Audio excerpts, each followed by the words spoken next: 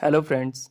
मेरा नाम अवनीश है और आज मैं आप लोगों के लिए एक और सच्ची भूतिया घटना लेकर आया हूँ जो कि मेरे दोस्त सुनील के साथ लगभग 1 साल पहले घटी थी।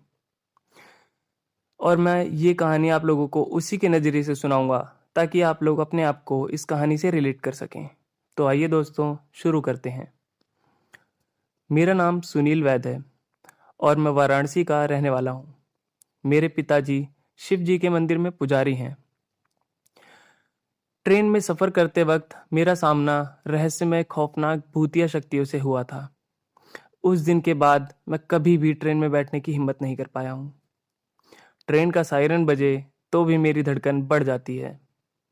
मेरे साथ वह दर्दनाक घटना तब घटी थी जब मैं अपने दोस्त बकुल और प्रदीप के साथ शिमला घूमने जा रहा था। हमने अचानक घूमने का प्लान बना डाला, तत्काल में ट्रेन का टिकट बुक किया और फटाफट रेलवे स्टेशन पहुंचे। ट्रेन निकलने का समय हो चला था। बकुल और प्रदीप ट्रेन में चढ़ गए और मैं नाश्ता पैक करवाने के चक्कर में लेट हो गया। मुझे जोरों की बाथरूम लगी थी, तो मैं उधर रेलवे स्टेशन के पास कोने में खड़े पेशाब करने लगा। अचानक मुझे किसी अनजान शक्ति ने बहुत ही जोर का थप्पड़ मारा। मेरे कान में तो जैसे सीटी बज गई। मेरा नाश्ते का पैकेट हवा में उछलकर बिखर गया। आसपास देखा तो कोई नहीं था, पर मैं जिस पत्थर पर पेशाब कर रहा था मैंने देखा कि उस पत्थर से धुआं निकल रहा था। यह देखकर मेरे तो रोंगटे खड़े हो गए। मैं फौरन ट्रेन की ओर भागा और चलती ट्रेन पर बड़ी ही मुश्किल से चढ़ पाया। बकुल और प्रदीप मुझे देखते ही गालियां देने लगे और बोले, कहाँ मर गया था, ट्रेन मिस हो जाती तो। अब मैं उन दोनों को कैसे बताऊं कि मैं किस मुसीबत का तमाचा खाकर आ रहा हूं और अभी तक मेरे गाल लाल हो रखे हैं और कान में सीटी बज ही रही है। तो ट्रेन ने रफ्तार पकड़ ली कुछ देर बाद और हम तीनों दोस्त भी मस्ती में मस्त हो गए। बकुल और प्रदीप से मैंने तमाचा खाने की और पत्थर से धुआं निकलने की बात बताई, पर वो दोनों तो मुझ पर हंसने लगे। उन्हें लगा जैसे कि मैं मजाक कर रहा हूँ या झूठ बोल रहा हूँ। कोई नहीं, रात हो गई थी। हमने ट्रेन में ही खाना ऑर्डर किया और फिर कुछ ही देर बाद ट्रेन में बातें करते करते सो गए। बकुल और प्रदीप की अपर बर्थ थी और मैं नीचे खिड़की के पास सोया था। तकरीबन रात के 3 बजे होंगे। ट्रेन किसी वीरान जगह पर रुक गई।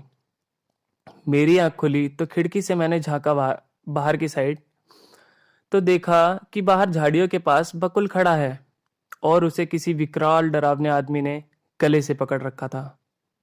मेरे तो होश उड़ गए और मैं फौरन प्रदीप को जगाने लगा। जब मैंने उसके सीट पर हाथ रखा तो देखा कि प्रदीप भी अपने बर्थ सीट से गायब है।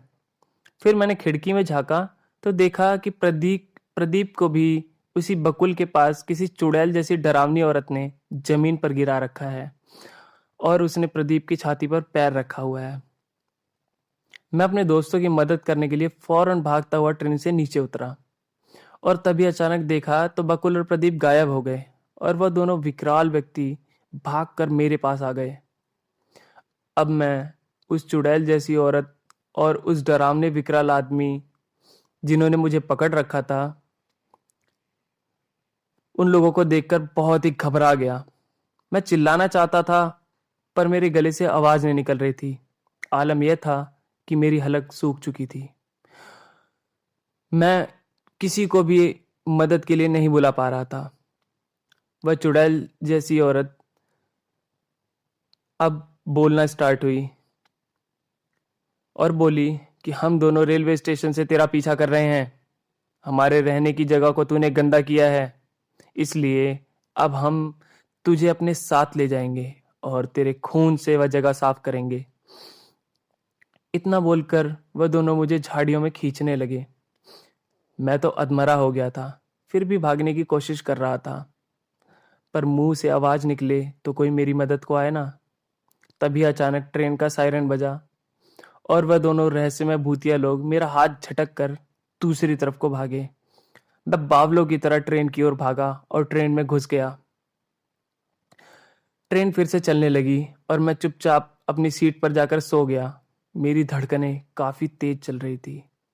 फिर भी मैंने डरते डरते खिड़की से झांक ही लिया। तभी देखा तो वह विकराल आदमी और वह चुड़ैल की जोड़ी सामने झाड़ियों में ट्रेन के साथ दौड़ रहे हैं और उन दोनों का मुंह मेरी तरफ है। अब मैं खौफ से आतंकित था। मैं दहाड़े मार कर रोने लगा और चीखने लगा। हमारे डिब्बे के सारे मुसाफिर जाग गए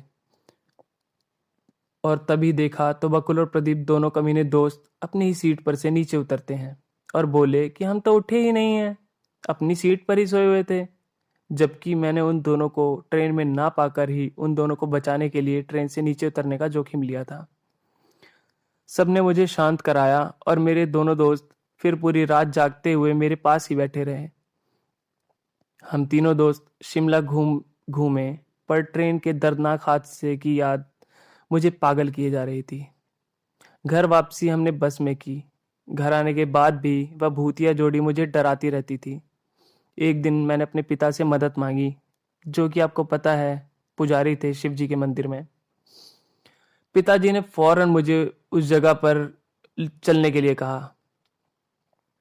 उन्होंने पानी की बाल्टी और झाड़ू मंगवाकर वह जगह खुद पानी से साफ कर दी और वहां हाथ जोड़कर बोले कि मेरे बेटे ने अनजाने में जो भी गलती की हो उसके लिए मैं आपसे माफी मांगता हूं और आप लोगों की मुक्ति के लिए ईश्वर से प्रार्थना करता रहूंगा। उसके बाद हम घर चले आए। उस रात को 1 साल हो चुका है। वो जगह आप साफ करने के बाद कभी भी वह भूतिया लोग नजर नहीं आए। मेरी मदद करने के लिए मैं अपने पिता का बहुत बहुत शुक्रगुजार हूँ। तो ये स्टोरी कैसी लगी आप लोगों को फ्रेंड्स, प्लीज़ आप लोग कमेंट करके बताइएगा और अगर अच्छी लगी हो तो प्लीज़ एक लाइक कर दीजिएगा और सब्सक्राइब कर दीजिएगा। Thank you. आप लोग खुश रहें, स्वस्थ रहें और हंसते रहें। Thank you.